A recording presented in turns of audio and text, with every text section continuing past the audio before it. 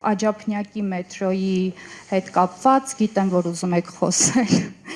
Նկատի ունեմ գումարներն ուղղել եք այլ ուղղությամբ, հետաքրքիր է, թե մետրոյի նախագծում փոփոխություն տեղի ունեցել է, թե չէ, արդյոք կապալառու է փոխվել, արդյոք երկիր է փոխվել, որի հետ կհամագործակցեք։ Շնորհակալ եմ, իրականում տենց սկզբի խոսքս, որ չասացի, երևի տենց մի 30%-ը ձեր հարցերը փակում են, եւ ես այդ առիթը կօգտվեմ եւ կխոսեմ բոլոր հարցերից։ Նախ սկսեմ Աջափնյակի մետրոյից, որովհետեւ շատ տարատեսակ լրատվական դաշտում տեղեկատվություններ հայտնվեցին այն մասին, որ Աջափնյակի մետրոյի ծրագիրը, չգիտեմ, խափանվել է, փոխվել է, նմանատիպ բան չկա։ Նախ ուզում եմ վստահեցնել, որ Աջափնյակի մետրոյի կայարանի նախագիծը բոլոր փորձաքննությունները անցած պատրաստ է։ Եվ մասնավորապես այդ փորձաքննություններից մեկը, պարզ փորձաքննությունը, մեկից ավել տարի է տևել։ Այսինքն ինքը բավականին բարդ process է եղել եւ շատ երկար մեկնաբանություններով վերադարձվել է նախագծողին, նախագծողը ինչ որ բաներ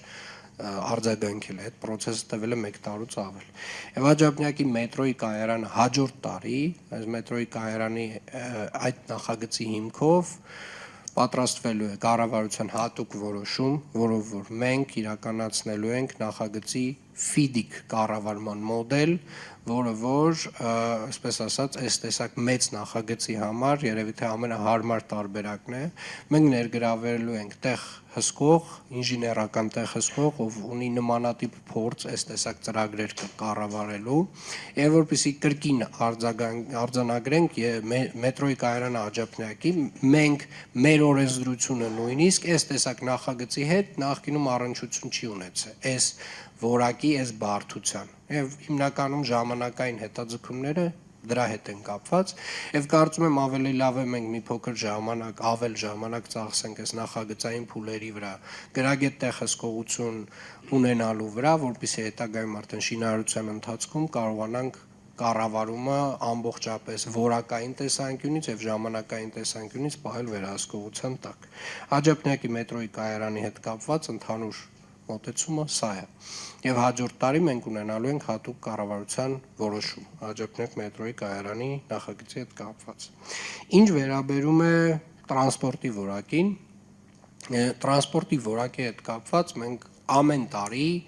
ինչ որ նոր մի ծրագիր իրականացնում ենք, մասնավորապես այս տարի իրականացրել ենք արդեն իսկ կնքել ենք պայմանագիր 45 նոր տրոլեյբուսների գնման առումով 12 մետրանոց, որոնք որ չափերով նույն մեր ման ավտոբուսների չափի են եւ նրանք մատակարարվելու են 2026 թվականին առաջին կիսամյակում եւ մտնելու են գծեր, որով որ մեր տրոլեյբուսային ցանցի ամբողջական հին շարժակազմը դուրս է գալու եւ հետեւապես մենք կարելի ասել հին շարժակազմից արդեն ավտոբուսները, միկրոավտոբուսները, չգիտեմ, պազիկները, Hyundai-ները, դրանք բոլորը, գազելները բոլորը մաքրել էինք հները։ Հիմա վերջին մեր հանրային տրանսպորտի Վերգետնյա հանրային տրանսպորտի շարժակազմերում տրոլեյբուսներն են, որ մնացել են որոշ տեղերում հին շարժակազմերով, շարժակազմերը եւ ավելանում են, այսինքն գիծելը ավելանում եւ այդ բոլոր հին տրոլեյբուսները դուրս են գալիս կազմից։ Տրանսպորտի ոլորտում իրականացրել են կանգառների նոր կահավորումներ եւ եթե նկատել եք արդեն որոշ կանգառներում կան էլեկտրոնային էկրաններ, որտեղ որ երևում է մեր համակարգով ավտոբուսների ժամանման րոպեներ, այսինքն դու հստակ արդեն կանգառում ես կարողանում տեսնել, թե քանի րոպեից է ավտոբուսը գալու եւ սա հիմնականում են մարդկանց համար է, ովքեր որ չեն օգտվում սմարթ հեռախոսներից, սմարթ էլեկտրոնային միջոցներից, որովհետեւ այդ միջոցներից օգտվողները հստակ արդեն գիտեն, որ օրինակ Yandex Maps-ում այդ ամբողջ տեղեկատվությունը հասանելի է ավելի քան 1 տարի առաջ։ Տրանսպորտի ոլորտում մենք ավելացրել ենք ավտոբուսային գծերի քանակը Երևան քաղաքում եւ շարունակելու ենք դա անել, որովհետեւ առաջին հերթին հետիոտնին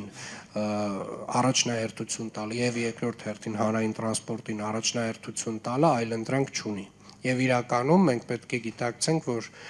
նաև խցանումների կառավարման տեսանկյունից մենք պետք է որոշակիորեն մեր շարժակազմերը ավելացնելով մարդատար ավտոմեքենաներից մարդկանց տեղափոխենք դեպի հանրային տրանսպորտ։ Սրա մասին է նույն աջափնյակի կայարանի կառուցումը, սրա մասին է նոր գնվող տրոլեյբուսները 45-ը, սրա մասին է 250 18 մետրանոց ավտոբուսների գնումը, որը պետք է իրականացնենք մոտ 2 տարի հետո։ Եվ կարծում եմ, այս ոլորտում մենք միջնաժամկետում ձեր ասած 3-ից 5 տարի հետո ունենալու ենք վերջնականացված հանրային տրանսպորտի բարեփոխում, ունենալու ենք ամբողջական շարժակազմ, որը որ պլանավորված էր այս քաղաքը սպասարկելու համար, եւ ունենալու ենք ընթացքի մեջ աջափնյակի կայարանի շինարարություն։